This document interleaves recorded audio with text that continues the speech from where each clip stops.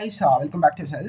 First என்ன பற்றி நான் இன்ட்ரோடியூஸ் பண்ணிக்கிறேன். Hi, I am Ritheesh. நான் சிஏ ஃபவுண்டேஷன் ஜான் 25 எக்ஸாமினேஷனில் 400க்கு 218 மார்க் எடுத்து வந்து நான் சக்ஸஸ்ஃபுல்லாக பாஸ் பண்ணிட்டேன்.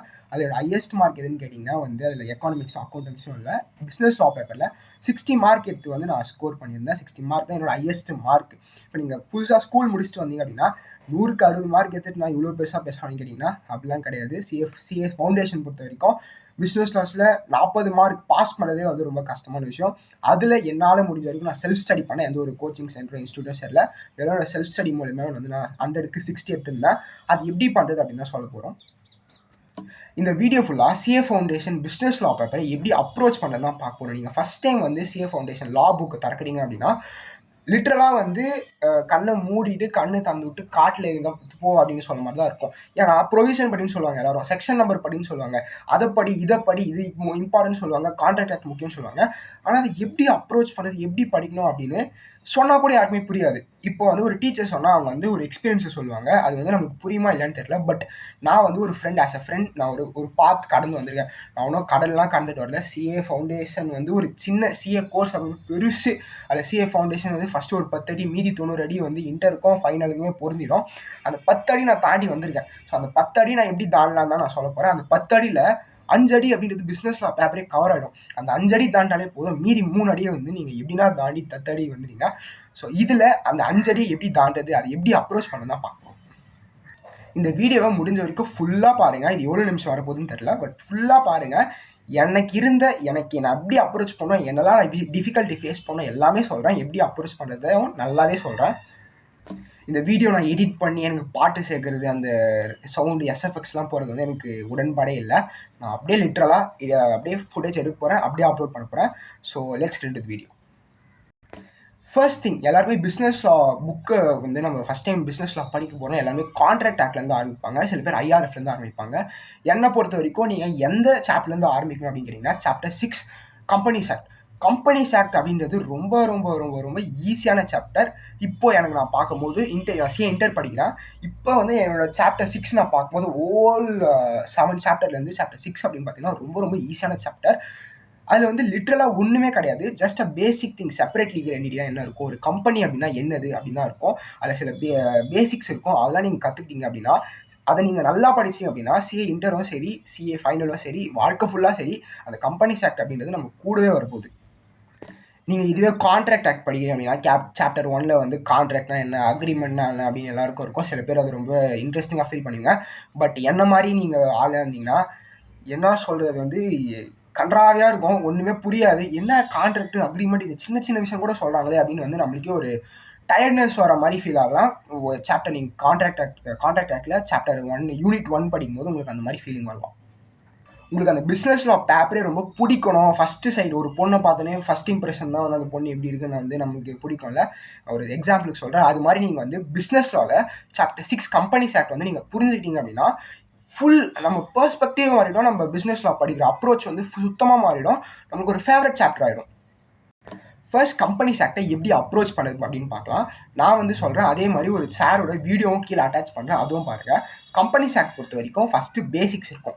முதல்ல கம்பெனினா என்ன, அதுக்கு ஒரு 5 ஃபீச்சர்ஸ் இருக்கும். 5 ஃபீச்சர்ஸ் ஆஃப் கம்பெனி அப்படின்னு separate legal entity, perpetual succession, அது ஒரு 3 இருக்கும். ஆர்டிஃபிஷியல் லீகல் பர்சன் எல்லாம் இருக்கும், காமன்ஸ் இதெல்லாம் இருக்கும். அதை நீங்கள் வந்து நல்லா படிச்சுங்க. அதை வந்து நீங்கள் எப்படி படிக்கணும் அப்படின்னா, ஒரு புக்கில் ஃபஸ்ட்டு நீங்கள் செப்பரேட் லீகல் என்டிட்டி அப்படின்னு எடுத்திங்கன்னா ஃபஸ்ட்டு கொஞ்சம் டிஃபைன் பண்ணிட்டு கீழே வந்து கேஸ்லாம் இருக்கும். மக்காரா விசஸ் நார்தன் அஷூரன்ஸ் கம்பெனி அப்படின்னு நினைக்கிறேன். அதில் வந்து கம்பெனியை ஒரு பர்சன் வந்து doesn't have an insurable interest எதுவும் இருக்கும்னு நினைக்கிறேன். அது வந்து புரிஞ்சுக்கணும். நீங்கள் வந்து மனப்பாடம் பண்ணுறீங்களோ, அது வந்து நீங்கள் புரிஞ்சுக்கிறீங்களோ அப்படின்னு வந்து சொல்ல முடியாது. கண்டிப்பாக நீங்கள் புரிஞ்சு தான் ஆகணும். மனப்பாடம் பண்ணுறது செகண்டரி. ஃபஸ்ட்டு நீங்கள் வந்து செப்பரேட் லீகல் என்டிட்டினா வந்து புரிஞ்சுக்கணும். அதை நீங்கள் புரிஞ்சுக்கிட்டீங்க அப்படின்னா நீங்கள் வந்து நெக்ஸ்ட்டு மனப்பாடம் பண்ணியே ஆகணும். வெறும் புரிஞ்சுக்கிட்டு ஆகட்டும், மனப்பாடம் ஆகணும் கண்டிப்பாக கிடையாது.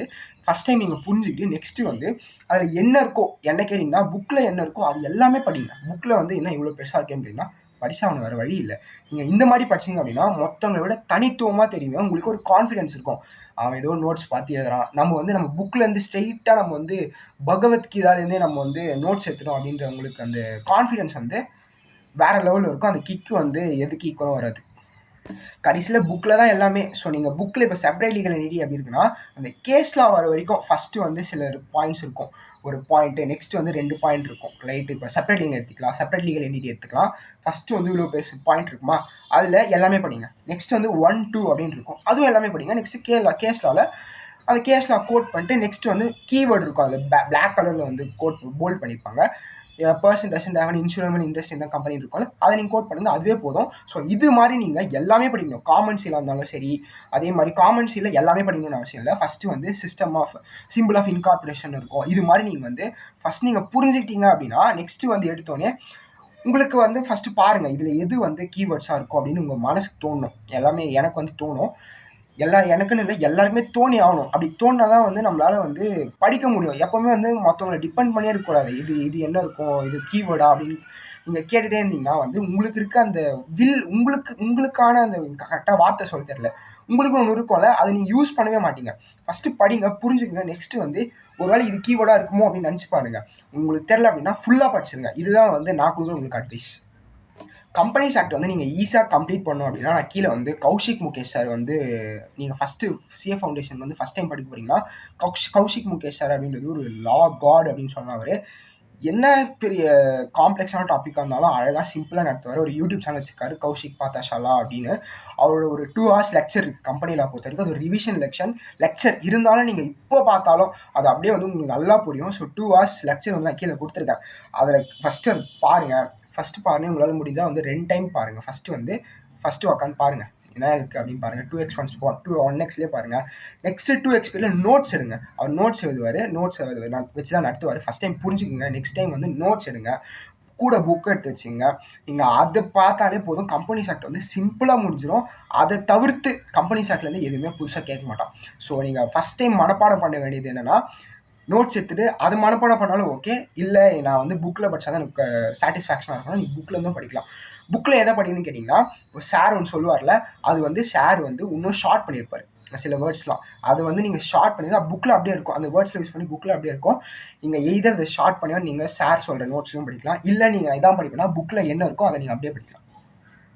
கம்பெனிஸ் ஆக்ட் பற்றி கொஞ்சம் ரொம்ப பேசிட்டேன், இதுவே வீடியோ அதிகமாகிடுச்சுன்னு நினச்சேன். பட் இருந்தாலும் இந்த வீடியோ முடிஞ்ச வரைக்கும் ஃபுல்லாக பாருங்கள், you will get a better clarity. So இந்த கம்பெனிஸ் ஆக்ட் வீடியோ நான் மாற்ற விரும்பலை. ஸோ கம்பெனிஸ் ஆக்ட் பொறுத்த வரைக்கும் இதாக இருக்கும். நீங்கள் டெஃபினிஷன்ஸ் மோஸ்ட்டாக டெஃபினிஷன் தான் கொஸ்டின் கேட்கலாம். ஸோ டெஃபினிஷன்ஸ் நல்லா படிச்சு வச்சுங்க. டாக்ட்ரின் ஆஃப் அல்ட்ரா வைஸ் அந்த டாக்ட்ரின்ஸ் படிச்சு வச்சுங்க. அது மாதிரி ஃபீச்சர்ஸ் படிச்சு வச்சுங்க. கம்பெனிஸ் ஆக்ட் பொறுத்த வரைக்கும் இவெல்லாம் நீங்கள் ஃபஸ்ட்டு பண்ண வேண்டியது என்னென்னா, கம்பெனிஸ் ஆக்ட் வந்து ஃபுல்லாக கம்ப்ளீட் பண்ணிடணும். இதுதான் என்னோட முதல் அட்வைஸ். இப்போ நான் முதல்ல சொன்னது நீங்கள் கம்ப்ளீட் பண்ணிங்கன்னா வாவ் கிரேட், நீங்கள் வந்து கம்பெனிஸ் ஆக்ட் வந்து முடிச்சிட்டிங்க. மொத்தம் 7 சாப்டர் இருக்குல்ல, அதில் ஒரு சாப்டர் நீங்கள் வந்து நாக் ஆஃப் பண்ணிட்டீங்க. அதை அப்பப்போ ரிவைஸ் பண்ணி பாருங்கள், அவ்வளோதான். உங்களுக்கு வந்து சிம்பிளாக முடிஞ்சிடும். இப்போ நான் சொல்கிறது உங்களுக்கு ஈஸியாக இருந்தாலும் நீங்கள் படிக்கும்போது ரொம்ப கஷ்டமாக ஃபீல் பண்ணுவீங்க.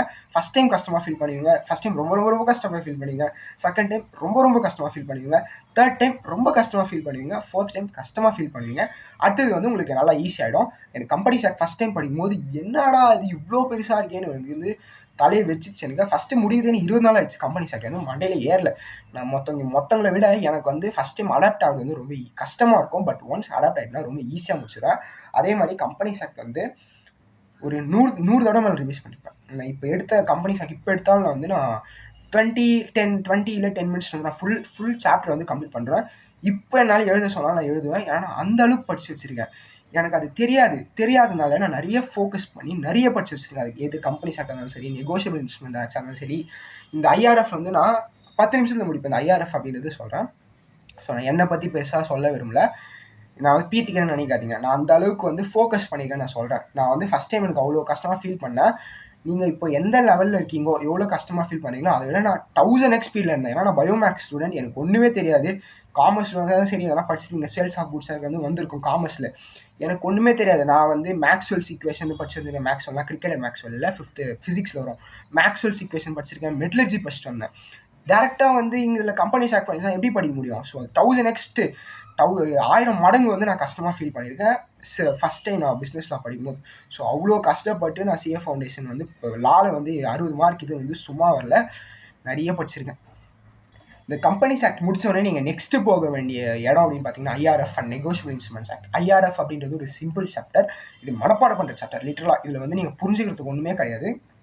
பேசிக் நம்ம இந்தியன் ஜுடிஷியரி எப்படி இருக்குது, இப்படிலாம் செயலாகும், எத்தனை விதமான லாஸ் இருக்குது, அதே மாதிரி வந்து சில ரெகுலேட்டரி பாடிஸ் இருக்கும், அவ்வளோதான். இது 3 கொஷின் தான் இருக்கும்.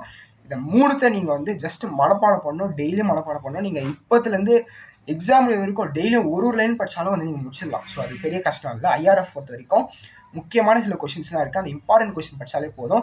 அதே மாதிரி இதுக்கும் வந்து கௌஷிக் கோஷ் சார் வந்து ஒரு வீடியோ போட்டிருப்பார். நான் வந்து அதை பார்த்து தான் படித்தேன். நான் வந்து என்னோட லா சப்ஜெக்ட் வந்து ஸ்டார்ட் பண்ணது இந்த ஐஆர்எஃப்லேருந்து தான். ஏன்னா கான்ட்ராக்ட் எனக்கு புரியல, கம்பெனி ஆக்டும் புரியல. ஸோ நான் ஸ்டார்ட் பண்ணது வந்து அந்த ஐஆர்எஃப்லேருந்து தான் என்னோட லா ஜேர்னி வந்து நான் ஸ்டார்ட் பண்ணேன். ஸோ அந்த ஐஆர்எஃப்கான வீடியோ லிங்க் வந்து ஆக்சுவலி டிஸ்கிரிப்ஷனில் கொடுத்துருக்கேன். நீங்கள் ஐஆர்எஃப்லேருந்து ஸ்டார்ட் பண்ணணும்னு நினைக்கிறீங்க அப்படின்னா நீங்கள் அதில் ஸ்டார்ட் பண்ணலாம். இது ஐஆர்எஃப் இல்லை கம்பெனி ஆக்ட், எதுலேருந்து நீங்கள் ஸ்டார்ட் பண்ணாலும் உங்களுக்கு வந்து உங்களுக்கு எப்படி இருந்தாலும் லா பிடிச்சிரும். பட் கம்பெனி ஆக்ட் ஸ்டார்ட் பண்ணிங்கன்னா ஒரு அப்பர் ஹேண்ட் இருக்குன்றது கண்டிப்பாக டெஃபினட்டாக அது ஒரு உண்மை. நெக்ஸ்ட்டு வந்து நெகோஷியபிள் இன்ஸ்ட்ருமெண்ட்ஸ் ஆக்ட் எத்தனாவது வருஷம் தெரில, மறந்துச்சு, ரொம்ப நாள் ஆச்சுல. ஸோ இயர் மட்டும் மறந்துச்சு. 1881 தெரில.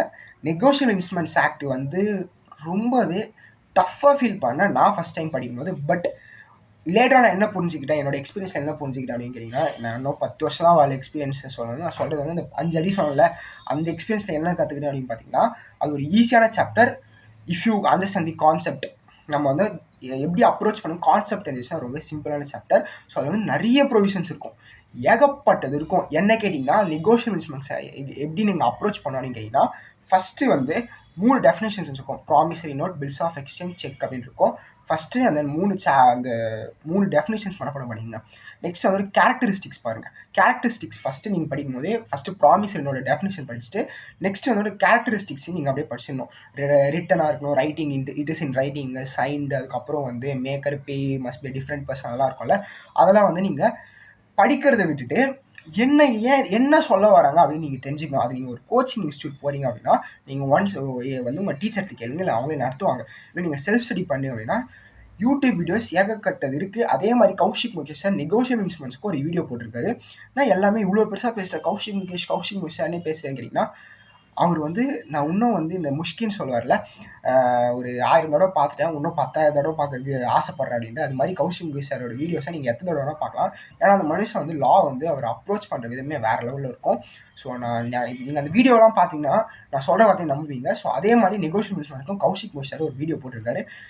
நல்ல விதமாக நான் சொல்கிற எல்லா பாயிண்ட்ஸுமே வந்து கௌஷிக் முகேஷ் சார் வீடியோ இருந்திருக்கு. ஆனால் நான் படிக்கும்போது அதெல்லாம் இல்லை.